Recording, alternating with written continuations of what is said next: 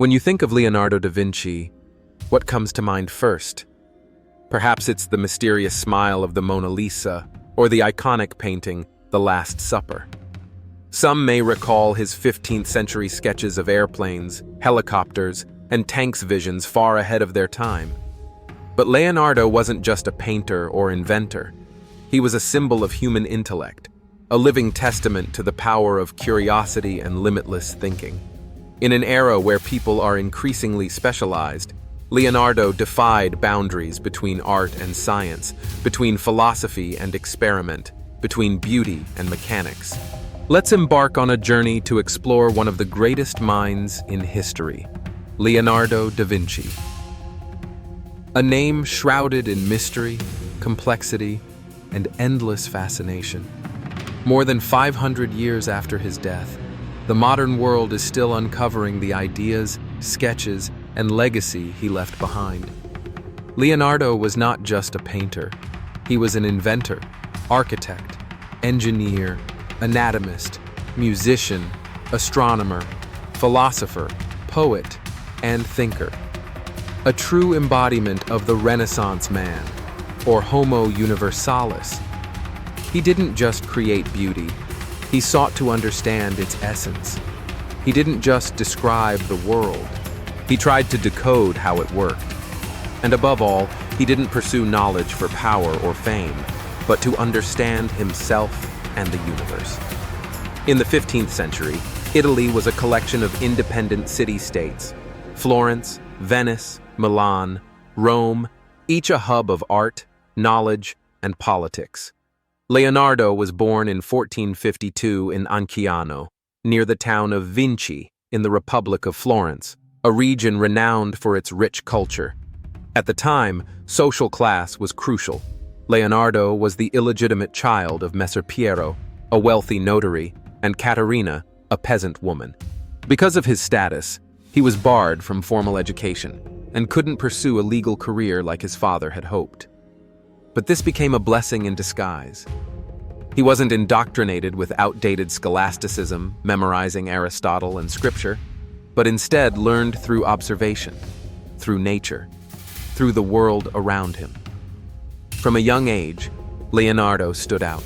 He would spend hours watching water flow, trees sway, and light glisten through dewdrops. He sketched the shapes of leaves, the patterns of butterfly wings, the way sunlight shifted throughout the day. But he didn't stop at observing. He always asked, "Why does this happen?" His artistic talent emerged early. He drew portraits in charcoal with such skill that his father showed them to painter Andrea del Verrocchio, who said, "This boy must be formally trained." At the time, discovering and supporting talent was the responsibility of nobles and patrons. Fortunately, Leonardo's father had strong connections and sent him to Florence, the city that would shape a genius. Leonardo became an apprentice in the workshop of Andrea del Verrocchio, a painter, sculptor, and engineer in the service of the Medici family. There, he learned painting, metalwork, goldsmithing, mechanical design, and stagecraft. Florence was then the cradle of the Renaissance movement that placed human beings at the center of the universe. New ideas from ancient Greece, Rome, and the Islamic world flowed in.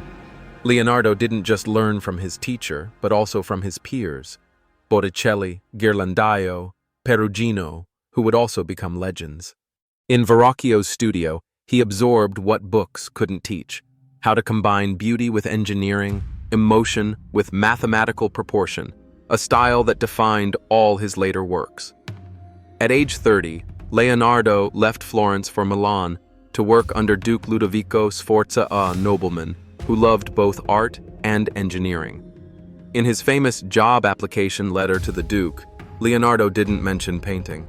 Instead, he emphasized his ability to build bridges, design fortresses, create stage designs, and engineer military devices. In Milan, he had the chance to work for the court.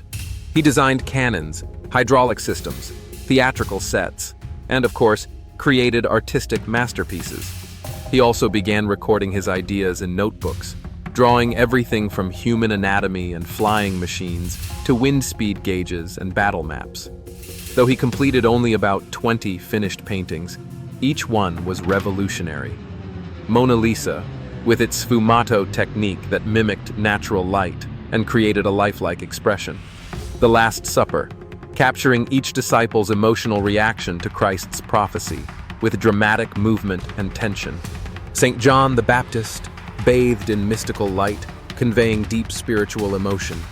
He treated each painting like an equation, where light, proportion, composition, psychology, and philosophy intersected. Never satisfied with appearances, Leonardo explored the human body from the inside. He dissected corpses to study muscles, organs, and the circulatory system. His drawings of the human heart, lungs, face muscles, and female uterus-made left-handed and mirror-written were astonishingly detailed and anatomically correct. Many of his findings were centuries ahead of their time, such as the spiral structure of the heart, the function of valves, and the biomechanics of muscles. But since medical science wasn't ready, his work remained forgotten until the 20th century, when it was finally recognized as visionary.